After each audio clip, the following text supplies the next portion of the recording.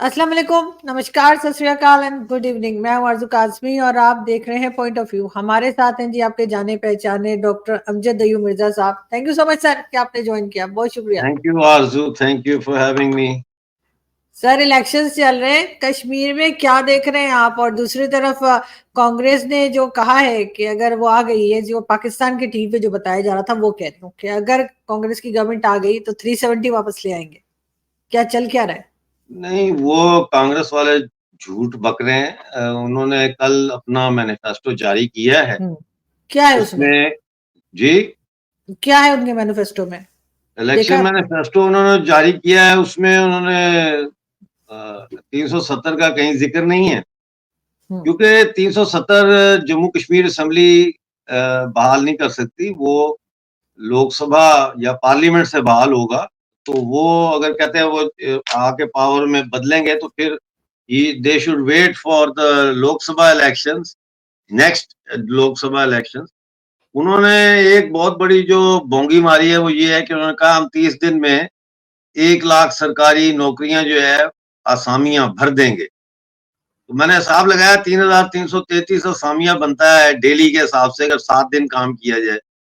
तो ये कैसे करेंगे डेली? इनके पास कोई बटन है जो दबाएंगे तो सबको ईमेल चली जाएगी कि इस महकमे में आपको तैनात कर दिया गया। तो कांग्रेस ने हमेशा जम्मू कश्मीर को नुकसान पहुंचाया है। जो पार्टीशन, बल्कि हिंदुस्तान को नुकसान पहुंचाया। पार्टीशन भी कांग्रेस की वजह से हुई। और जम्मू कश्मीर पे जो हमला हुआ और आज तक जो तकसीम कश्मीर की चल रही है, ये भी कांग्रेस की वजह से चल रही है कि नेहरू साहब ने पूरी रियासत को पाकिस्तान से आज़ाद नहीं करवाया। तो ये है सूरत हाल। लेकिन इस वक्त क्या लग रहा है, कौन सी पार्टी आपको ऐसा लग रहा है कि आगे की तरफ आ रही है? क्या कांग्रेस के कोई चांसेस हैं कि वो ज्यादा सीट्स ले लें? और एक पुरअमन तरीके से अभी तक तो खैर देखने में आया, कोई कोई हंगामा वगैरह नहीं है वहां के लोगों की तरफ से। देखिए, कांग्रेस तो इस वक्त कोalition में के साथ लड़ रही है ना, नेशनल कॉन्फ्रेंस और कांग्रेस का कोalition है। तो वो कितनी सीटें लेके जाते हैं मैं तो इस बारे में कुछ नहीं कह सकता, क्योंकि मैं वहां ना तो ग्राउंड पे हूँ और ना मुझे वहां की इतनी कोई इंफॉर्मेशन है। लेकिन मैं ये जरूर कह सकता हूँ कि हमारी ख्वाहिश है कि बीजेपी जो है वो जीते इलेक्शन और गवर्नमेंट बनाए नेक्स्ट। और मैं समझता हूँ कि कश्मीर के मुसलमानों को भी बीजेपी को थैंक यू का वोट देना चाहिए, खासतौर पर वहां की ख्वातीन को, जिनको 370 खत्म होने के बाद इनहेरिटेंस, राइट ऑफ इनहेरिटेंस मिला है प्रॉपर्टी में। इससे पहले उनके पास राइट ऑफ इनहेरिटेंस नहीं था। अगर वो बाहर कहीं शादी करती हैं तो वो ना सिर्फ ये कि जम्मू कश्मीर की स्टेट सब्जेक्ट नहीं रहती, बल्कि वो जायदाद में हिस्सेदार भी नहीं होती थी।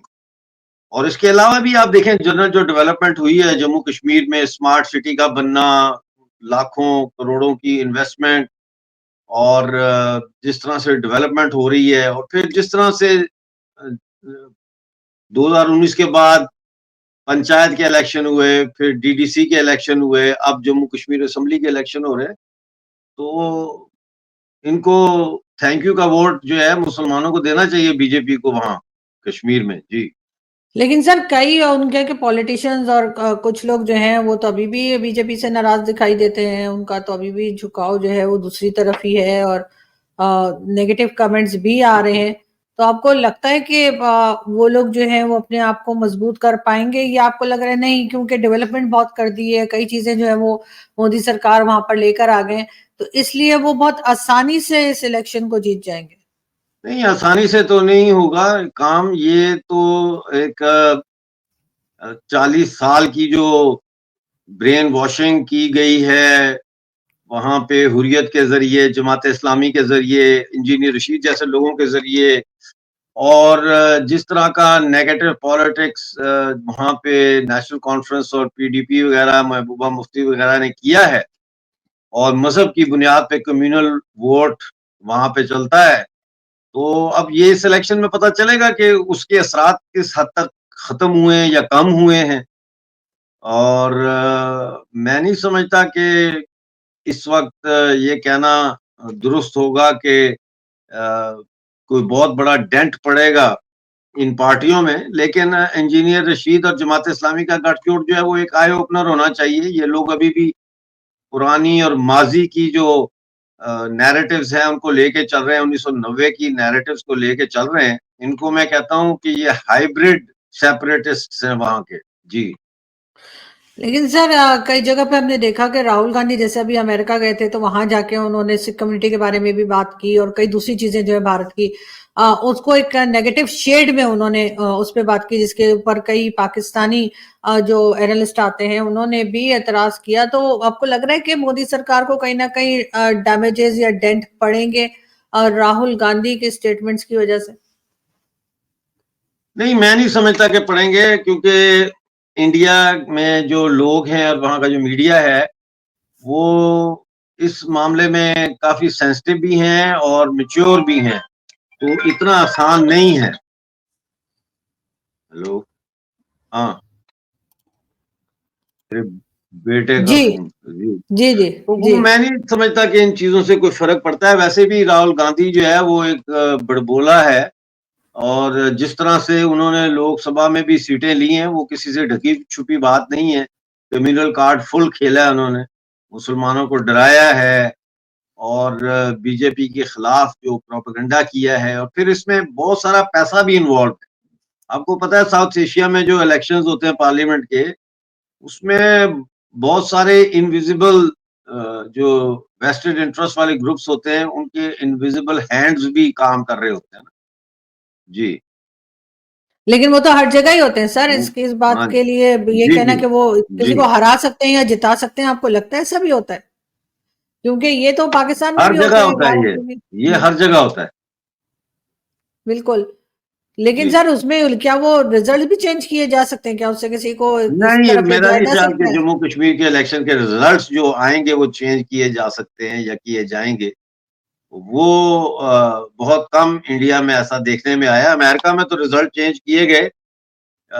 जब एल गोर का इलेक्शन हुआ था बुश के खिलाफ, तो उस वक़्त रिजल्ट चेंज किए गए, बाद में भी चेंज किए गए। इंडिया में मैं समझता हूँ ये काम करना बड़ा मुश्किल है, जिस तरह पाकिस्तान में बक्से चेंज हो जाते हैं। जी।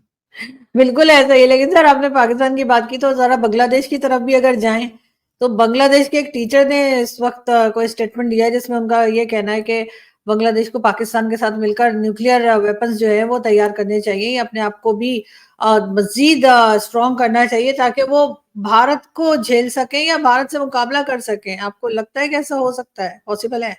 पहली बात तो ये कि इंतहाई अहमकाना बयान है ये कि पाकिस्तान के साथ मिलके जो है वो एटम बम बनाया जाए या न्यूक्लियर हथियार बनाए जाएँ। बांग्लादेश के लोगों को ये नहीं भूलना चाहिए कि 30 लाख बंगाली जो है वो पाकिस्तान की फ़ौजों ने वहाँ मारे थे, और 2 लाख नाजायज़ बच्चा पैदा हुआ था रेप्स की वजह से वहाँ पे, और हिंदुस्तान ही की वजह से उनको आज़ादी भी मिली थी, और हिंदुस्तान ने जो कुछ भी वहाँ दिया बांग्लादेश को आज तक, हमेशा सब्सिडाइज़ रेट्स पे दिया, क्रेडिट लाइन्स खोली हुई थी, सारा कुछ था। तो हिंदुस्तान से क्या खतरा है बांग्लादेश को? बांग्लादेश को अगर आज खतरा है तो वो पाकिस्तान से और आईएसआई से और जिहादी तंजीमों से खतरा है, जो बांग्लादेश को वापस तारीख दौर में लेके जाना चाहते हैं, जो बांग्लादेश की तबाही का बायस बन रहे हैं, और बांग्लादेश को जो आइसोलेट कर रहे हैं पूरी इस रीजन में और दुनिया में भी, डिप्लोमैटिकली भी और इकोनॉमिकली भी। मगर सर इस वक्त तो जो गवर्नमेंट है वो तो पाकिस्तान के साथ उसके टर्म्स बड़े अच्छे बताए जा रहे हैं और ये भी कहा जा रहा है कि जो पहले गवर्नमेंट थी उसके नहीं थे, लेकिन इस वक्त तो पाकिस्तान के साथ टर्म्स बेहतर हैं। तो क्यों नहीं वो आगे बढ़ पाएंगे आपके ख्याल से? देखें, वो मैं आप प्रोग्राम जो खत्म होगा ना तो आपको एक मैं लतीफ़ा सुनाऊँगा। अ, लेकिन अभी तो वो मैं सुना नहीं सकता यहाँ। तो वो ये बात ये है कि अ, जो है क्या मैं कहूँ, वो बांग्लादेश देखिए, पाकिस्तान का बांग्लादेश का क्या लेना-देना है? ना इनकी नस्ल एक है, ना इनकी ज़ुबान एक है, ना इनकी सकाफ़त एक है, ना इनके खाने-पीने एक है, एक मज़हब ही है ना। तो वो भी इस वक़्त जो बांग्लादेश में जो इक़्तिदार में सरकार आई हुई है, ये भी कोई इलेक्शन के ज़रिए तो नहीं ना आई। ये भी तो तख्ता उलट गए तो इनको फैसिलिटेट किया गया है। और ये एक बड़ी बैनुल अक़वामी एक कॉन्स्पिरेसी है जिसकी वजह से बांग्लादेश में इतनी बड़ी तब्दीली लाई गई है। आपको पता है अमेरिकन्स चाहते हैं कि वहाँ पे एक जज़ीरा उनको दिया जाए, चाइना चाहता है उनको बंदरगाह मिले, मतलब है इंडिया को एनसर्कल करने के लिए बांग्लादेश में किया जा रहा है जो भी किया जा रहा है इस वक़्त। जी। यानी आपको ये नहीं लग रहा कि इस वक़्त बांग्लादेश आगे कुछ बेहतर कर पाएगा अपने लिए? जो भी गड़बड़ हुई सारी पाकिस्तान में तो कई बार हो चुका है, आप जानते हैं कि किस तरह से पाकिस्तान में नहीं, फौज मेरा आती नहीं रही ख्याल है कि कुछ और होगा। डेमोक्रेटिक गवर्नमेंट को गिराया है। जी। पाकिस्तान बांग्लादेश की मदद नहीं कर सकता, पाकिस्तान तो खुद उसको मदद की ज़रूरत है, उसने बांग्लादेश की क्या मदद करनी है? लेकिन सर अगर पाकिस्तान की बात करें हम तो इस वक़्त आप पाकिस्तान की सिचुएशन को कैसे देख रहे हैं? क्योंकि 2-4 दिन पहले आपको पता है कि एक बिल लाने की कोशिश की गई, कुछ चेंजेस लाने की कोशिश की गई, नहीं हो पाया। नहीं, वो तो पाकिस्तान की पॉलिटिकल जो सूरत-ए-हाल है बड़ी बुरी है। पाकिस्तान का सबसे बड़ा मसला ये है कि कौमी जो मफादात के बिल होते हैं, उनके ऊपर कभी भी कंसेंसस नहीं हुआ, एक-दूसरे की टाँग जो खींचनी है।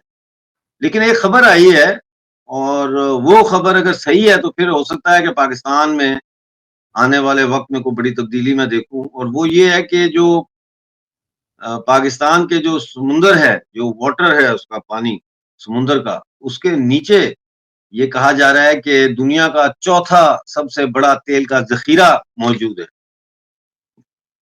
अगर ये बात सही है, तो फिर मैं देखता हूँ कि और लेकिन उसमें बड़ा टाइम लगेगा क्योंकि फिर ये है कि ऑयल एक्सप्लोरेशन कंपनीज़ जो है वो कौन-सी होंगी जो वहाँ ड्रिलिंग करेंगी?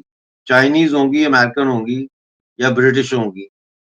और वो जो तेल अगर वहाँ से निकल भी आता है, तो वो तेल की जो कमाई है, वो जर्नैलों की जेब में जाएगी या वो गवर्नमेंट ऑफ पाकिस्तान के खजाने में जाएगी और अगर उस खजाने में जाएगी तो फिर वो क्या अवाम की फलाह व बहबूद के ऊपर खर्च होगी या नहीं होगी? तो अगर ये खबर सही है तो ये एक बड़ा गेम चेंजर साबित हो सकता है पाकिस्तान के लिए। जी। लेकिन सर अभी तक कोई कंफर्मेशन नहीं है इस न्यूज़ की। न्यूज़ हाँ, ज़रूर वही आई कह है रहा हूँ लेकिन ना। अभी तक जी। कंफर्मेशन नहीं है। लेकिन जो कंफर्मेशन है वो ये है कि अभी तक आईएमएफ ने $7 बिलियन जो है वो नहीं दिए हैं। अभी तक पाकिस्तान उसी इंतज़ार में है। दूसरी तरफ चाहे वो यूएई हो या सऊदी अरब उसकी तरफ भी देखा जा रहा है कि शायद वहाँ से कुछ मिल जाए उनको। वीज़ा भी हमने फ्री वीज़ा ऑफ़र किया है कि वो लोग आ सकते हैं 90 डेज़ के लिए। वीज़ा देने की भी ज़रूरत नहीं इन सिटीज़न्स को।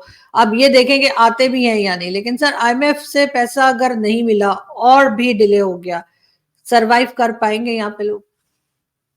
नहीं सर्वाइव कर पाएँगे क्योंकि पाकिस्तान ने एक मैकेनिज़्म बना लिया है कि इधर से पकड़, उधर से पकड़ के जिसको मैं डंक पाव पॉलिसी कहता हूँ, वो सर्वाइव कर जाएँगे और आईएमएफ, चाइना, अमेरिका ये इनको डिफ़ॉल्ट तक ले जा जब ये चले जाते हैं बिल्कुल एज पे, तो इनको हुँ। थोड़ा-सा बेल आउट कर लेते हैं क्योंकि वो भी नहीं चाहते कि पाकिस्तान डिफ़ॉल्ट हो। तो ये इस तरह से चलता रहेगा एक miserable country with a miserable economy. जी। लेकिन सर बॉर्डर पे तो टेंशन है, चाहे वो टीटीपी को लेकर हो या कुछ उस चीज़ के लिए तो इनको हर वक़्त पैसा चाहिए और अभी आज ही जो एक वाक़या हुआ है कि जो 12 रबीउल अव्वल या ईद मिलादुन नबी का जो इवेंट था पेशावर में, उसमें जो अफ़गान सिटिज़न्स बैठे थे उनके, वो तराने के ऊपर हमारे जो नेशनल एंथम है उसके लिए वो खड़े ही नहीं हुए। इसका तो ये मतलब है कि वो अभी भी पाकिस्तान को पसंद नहीं करते, लेकिन ये कि ये तो एक बड़ी गलत बात है कि जिस किस्म का बिहेवियर हो रहा है, पाकिस्तान ने खैर उस पे प्रोटेस्ट किया है, लेटर वगैरह भी भेजा है अफ़गानिस्तान को, तो आपको लग रहा है कि अफ़गानिस्तान के साथ पाकिस्तान की टेंशन कम होने जा रही है? नहीं, वो टेंशन कभी भी कम नहीं होगी और ना ही ख़त्म होगी जब तक ड्यूरल लाइन का मसला मौजूद है। और 12 रबी अव्वल की आपने बात की तो आज मुझे ये किसी ने अभी मैं देख रहा था, पूरी तरह से नहीं देख सका। आज बलूचिस्तान और खैबर पख्तूनख्वा में 12 मकामात पे 12 जगहों पे अटैक हुआ है, हुँ।